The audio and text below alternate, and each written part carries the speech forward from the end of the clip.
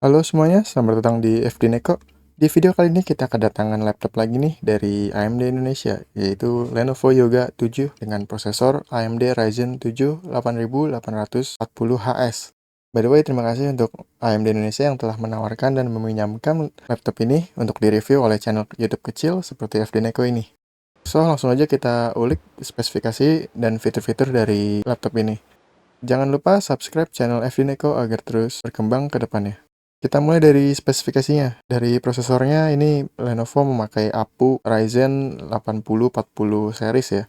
Lebih tepatnya seri Ryzen 7 8840HS dengan codename Hawk Point. Angka 4 di sini menandakan bahwa CPU-nya sudah memakai arsitektur Zen 4. Lalu di bagian integrated grafiknya ini sudah pakai arsitektur RDNA 3 ya, dengan jumlah core-nya 12 compute unit atau disebut CU. Ditambah dengan unit NPU-nya yang AMD sebut sebagai Ryzen AI. Dan untuk fabrikasinya ini sudah pakai 4 nanometer ya, TSMC, jadi semakin adem dan efisien. Next kita beralih ke RAM-nya, ini dia pakai jenis LPDDR5X ya, solder alias tanam, sejumlah 16 GB dengan speed 6400 MHz. Tentunya RAM tersebut sudah dual channel. Lanjut ke storage-nya, dia memakai SSD NVMe PCIe Gen 4 x 4 lane dengan size 1 TB. By the way, di laptop review ini SSD-nya memakai merek OM dari Micron ya. Dan untuk slot M.2-nya di laptop ini hanya ada satu slot. Next, kita beralih ke layarnya. Ini pakai layar OLED dengan HDR True Black 500. Untuk aspek rasionya, dia memakai 16:10 di resolusi 1920 kali 1200 ya. Aspek rasio ini sangat oke karena bisa muat banyak teks dan juga lebih lega saat dipakai untuk content creation seperti editing. Ditambah layar OLED-nya sangat akurat dan nyaman sekali jika dipakai mode gelap atau dark. Hanya saja refresh rate-nya cuma di 60 Hz. Kalau bisa sih minimal 90 Hz ke depannya agar lebih smooth saat scrolling. Oh ya, laptop ini sudah touchscreen ya, dan bisa 2-in-1 atau bisa ditekuk 360 derajat jadi tablet. Ini cukup keren sih bagi saya yang nggak pernah megang laptop 360 seperti ini. By the way, di atas layarnya ini ada webcam kecil ya, dengan privacy shutter fisik. Kualitas webcamnya ya agak kecewa sih di level harga segini. Saran saya sih upgrade lah webcamnya biar nggak burik-burik banget. Karena kalau digerakin kayak gini, langsung burik.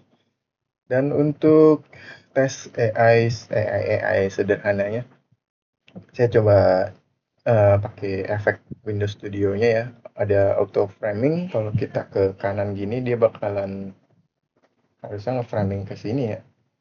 Nah, ini dia jalan. Kalau dimatiin, lalu kita pakai background effect. Ini NPU-nya berjalan 10% ya. Berjalan dikit lah. Kalau misalkan dibarengin automatic frame-nya lumayan naik ya, sekitar 40%. Jadi AI-AI si Ryzen ini ya ada gunanya lah. Lalu kita ke bagian bawah atau keyboardnya yang seperti ini. Tidak ada numpad by the way, dan juga keyboardnya sudah backlit nyala lampu warna putih, bukan RGB. Overall, saya pakai ngetik-ngetik untuk script video ini sudah cukup nyaman. Untuk mousepadnya juga sangat lega bagi saya yang terbiasa dengan laptop lama yang mousepadnya kecil. Akan tetapi mousepadnya cukup ideal ya, dan nggak gampang tersentuh oleh telapak tangan yang ada di kiri ini secara tidak sengaja. By the way, di kedua samping keyboard kanan kiri ini ada speaker stereo ya, yang sudah bisa Dolby Vision Atmos. Saya cukup kaget ya dengan suara speakernya yang sangat oke daripada laptop-laptop pada umumnya. Lumayan lantang lah ya. Beralih ke samping laptop, di bagian port atau konektivitasnya, di bagian kiri ada satu buah port HDMI 2.1, ini full ya, bukan micro atau mini HDMI. Sampingnya ada dua buah USB Type-C, tapi yang satu ini merangkap sebagai input charger. Yang input charger ini bisa tembus USB power delivery sebesar 65 watt. Dan USB yang ini sudah USB 4 ya, dengan speed 40 gigabit per second. Karena ini USB 4, maka port ini pun juga bisa support sebagai Thunderbolt dan juga konektivitas DisplayPort 1.4. Di sampingnya ada lampu indikator yang nyala saat ngecas. Lalu kalau Type-C yang di samping kanannya ini baru dia pakai USB 3.2 Gen 2 10 gigabit per second. Next, sampingnya ada port 3,5 mm audio jack combo. Beralih ke samping kanan, ada satu port USB 3.2 Gen 1 tipe A. Lalu ada port micro SD card reader dan juga tombol power beserta lampu indikatornya. Di bagian depan kosong ya, lalu di bagian belakangnya ada lubang exhaust cooling fan. By the way, untuk konektivitas wireless dia sudah memakai Wi-Fi 6E dan Bluetooth 5,3. Saat dibalik ke sisi bawahnya, sini terdapat ventilasi fan ya. Di atas dan di bawahnya ada kaki-kaki karet yang nggak tinggi tapi cukup ada gap. Lalu ada lubang kecil di pojok kiri bawah ventilasi yang berfungsi untuk tombol recovery ya, atau masuk ke Wi-Fi BIOS. Kalian tinggal colok jarum ya di bagian situ. Oh ya, ngomongin body, laptop ini full pakai metal ya dan bukan plastik. Ini makin membuat kesan laptopnya terasa premium, adem, dan kokoh. Walau pakai body metal, akan tetapi saat laptop ini dipakai sambil ngecharge, saya nggak ngerasa nyetrum ya, atau pas nyentuhnya itu nggak kaget lah ya, nyetrum di bagian bodinya. Soalnya dulu saya pernah pakai laptop temen yang bodinya metal itu, dia suka nyetrum kalau sambil dicas dan juga sambil dipakai. Terakhir untuk baterainya ini cukup gede ya kapasitasnya, yaitu 71 watt hour. Nanti saya akan tes keawetan baterai ini dengan nonton YouTube dari 100% ke 20%. Oke, mungkin itu aja mengenai spek laptop ini. Sekarang saya akan uji di rendering seperti Blender, Cinebench 2024, dan saya akan tes edit video pakai CapCut ya, beserta waktu ekspornya berapa lama. Setelah itu, lanjut lagi ke benchmark game yang ringan ya, dan game yang pakai ray tracing, karena saya penasaran dengan RT Core yang ada di RDNA 3 ini, apakah cukup kencang walaupun sebatas integrated ya. Selama pengujian, power profile-nya saya set balance biar Ryzen-nya yang mengatur power pada APU atau SoC-nya. Untuk driver, saya pakai yang latest dari AMD pada saat pengetesan, yaitu 25.3.1. OS-nya pakai Windows 11 Home bawaan dari Lenovo yang sudah terupdate. So, langsung aja kita mulai dari tes efisiensi baterai dan APU Ryzen 7 8840HS ini dengan tes nonton YouTube, connect Wi-Fi, brightness di 15%. Hasilnya sangat impresif ya menurut saya. Dari 100 ke 20% baterai itu dapat waktu sekitar 7 jam 15 menit. Beralih ke Blender, render Classroom ini selesai dalam waktu sekitar 9 menit 31 detik dibandingkan dengan laptop gaming yang waktu itu dites, yaitu Ryzen 5 7535HS yang 6 core 12 thread itu sekitar 11 menit 12 detik. Jadi laptop ini yang pakai 8840HS lebih cepat, hampir 2 menit. Lanjut ke Cinebench 2024, kita dapat skor di 623 poin dibandingkan dengan Ryzen 5 7535HS, yaitu sekitar 506 poin. Untuk pengalaman saya pakai CapCut saat ngedit video konten benchmark Xeon X3470 di laptop ini, ya cukup kencang untuk sebuah APU atau SoC X86 ini. Saat rendering video yang berdurasi 11 menit 43 detik ini, saya pakai set reso 1440p 60 fps, bitrate 30 mbps dengan encoding HEVC. Hasilnya laptop ini down render di sekitar 8 menit 48 detik. Kalau mau lihat kualitas hasil videonya atau ekspornya, bisa langsung cek channel FD Neko. Sekarang kita beralih ke benchmark gamenya. Untuk pengetesan, saya pakai HDMI video capture ya, jadi tidak ada penurunan FPS saat record footage. Yang pertama ada Valorant, set low, resolusi 1080p. Kita dapat FPS cukup stabil di 100-120 FPS-an. Cukup kencang ya bagi APU 25 watt ini.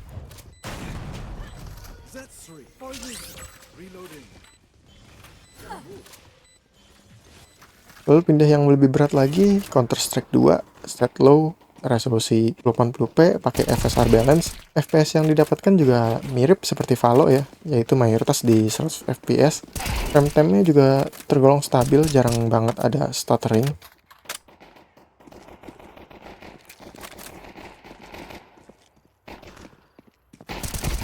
Next, game e-sport Battle Royale ada Apex Legends, set low, resolusi 1080p. FPS yang didapat kalau lagi combat rame gini cukup lepas ya di 60 FPS-an.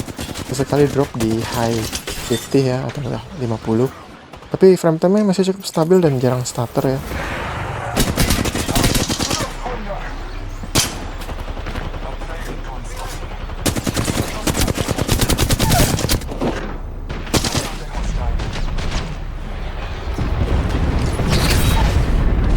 Sekarang kita tes GTA 5 Enhance. Kalian tes ray tracing-nya. Kita coba dulu tanpa ray tracing dengan set rata kiri alias medium dengan FSR 3 jalan di quality. Hasilnya kalau tanpa ray tracing, FPS yang didapatkan saat jalan-jalan itu sekitar 70-80 FPS-an.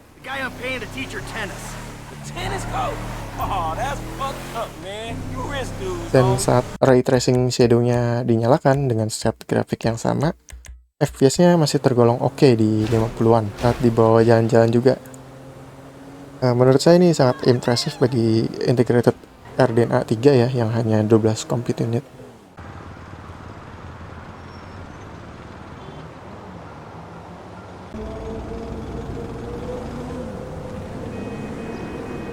Terakhir beralih ke game balap favorit saya yaitu Forza Horizon 4. Setnya height naik lag-nya on di 1080p. FPS yang didapatkan sangat oke banget nih di 80 FPS-an.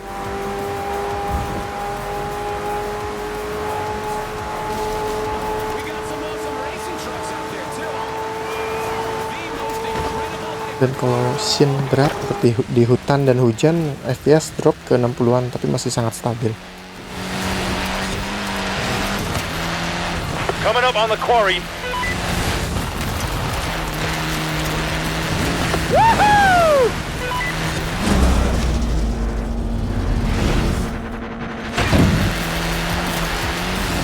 So, konklusinya saat video ini diedit, harga laptop ini dengan spek yang sama ada di harga 16,5 juta. By the way, yang pakai Ryzen 5-nya lebih murah lagi ya, sekitar 14,8 juta dan sama-sama pakai OLED juga. Menurut pendapat jujur saya, kalau kalian nyari laptop di 15 jutaan dan nggak mau model laptop gaming, ini cukup worth it ya, karena punya performa yang cukup kompetitif baik di segmen kerja ringan atau berat macam rendering tadi, dan juga gaming untuk mabar dengan teman. Hal yang saya kurang suka itu ada di size RAM-nya. Sayangnya laptop Yoga 7 Ryzen edisi ini hanya menyediakan satu size aja, yaitu 16 GB. Seandainya ada opsi 32 GB, ini bakal lebih bagus lagi.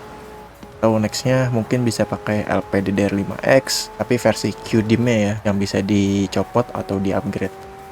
Lalu di bagian webcamnya sangat disayangkan banget kualitasnya, kayak laptop budget. Harusnya bisa pakai modul kamera 8MP ya, seperti kamera depan smartphone. Dan terakhir, karena laptop ini pakai body metal, saat dipakai gaming ini sangat cepat merembet panasnya ya. Bahkan hotspotnya berada di WASD ini. Jadi sangat nggak nyaman banget saat saya pakai ngegame di keyboard laptopnya. Saya saranin sih biar lebih nyaman harus pakai keyboard eksternal biar nggak melepuh jari-jari tangan kalian. So, begitu aja review dari FD Neko kali ini. Jangan lupa subscribe jika berkenan dan agar bisa terus berkembang ke depannya.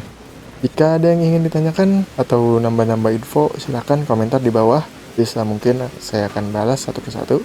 Dan like juga video ini jika bermanfaat. See you later ya guys. Bye.